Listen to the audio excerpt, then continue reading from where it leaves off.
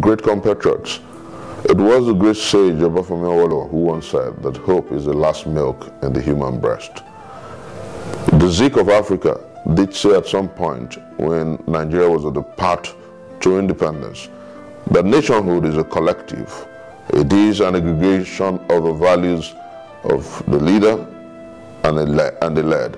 We must contribute to make our nation truly great. And it was the Sardauna of Sokoto who once said that we must not forget our differences, because we cannot. But we can understand our differences and make our country work. These great statements of the Nigerian sages is trite and profound. But beyond those challenges and those great statements is the fact that we're at the point where leadership must take this country to the eyes of great hope. We're at the point where followership must congregate at no other praxis but to nudge leadership to progressive action, to make leadership through our proactive criticism and critique, if you like, responsible and responsive to the people.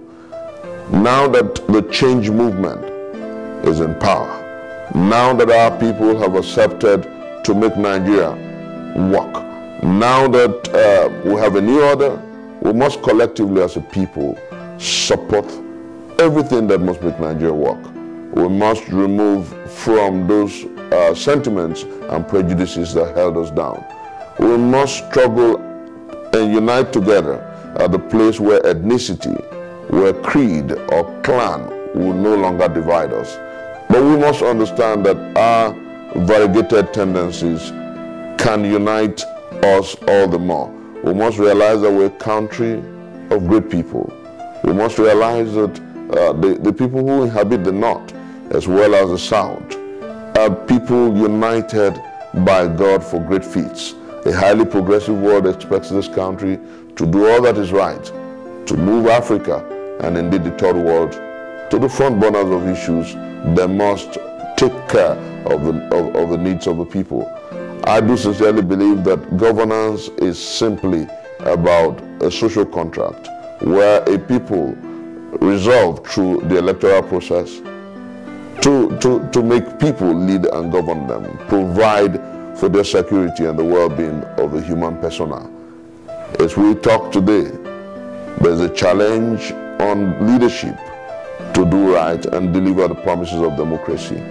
I talk to you, my countrymen, I talk to you, my great compatriots, because I know that the change mantra resonated in what Nigerians expected the least is change. And I believe that our roads can walk if we inspire and challenge leadership to doing that which is right.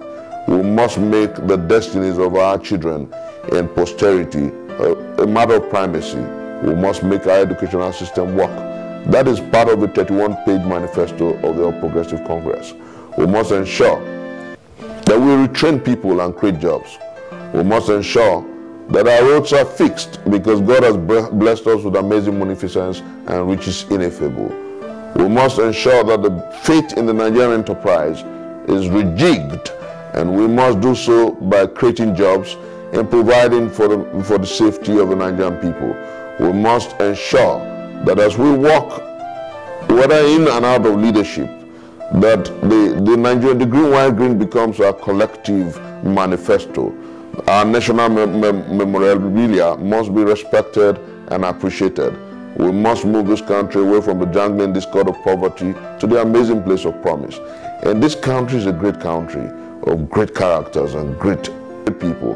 And I believe that if we work together in making this country great, irrespective of our partisan affiliations, irrespective of our prejudices, irrespective of our tribal affiliations, irrespective of our differences, we can truly make this country great.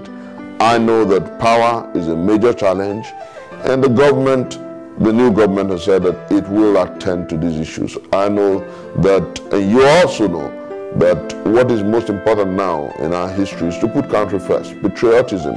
If we all deliver on that which is expected of the Nigerian people, the leadership must show the way to the eyes of good hope, to the eyes of progress.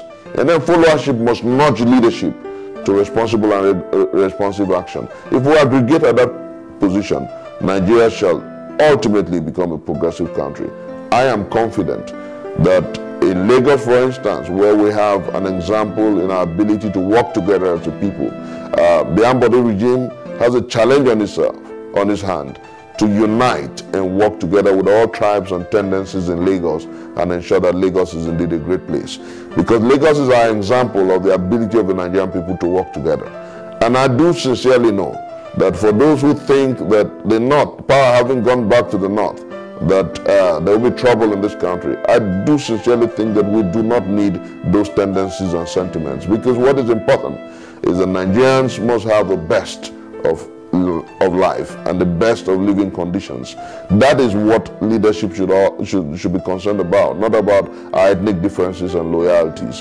And I do sincerely think that the Nigerian people must understand that and tell our brothers wherever they are, those who feel offended by the change of leadership, to understand that what should be the minimum in terms of our expectations of governance is service delivery.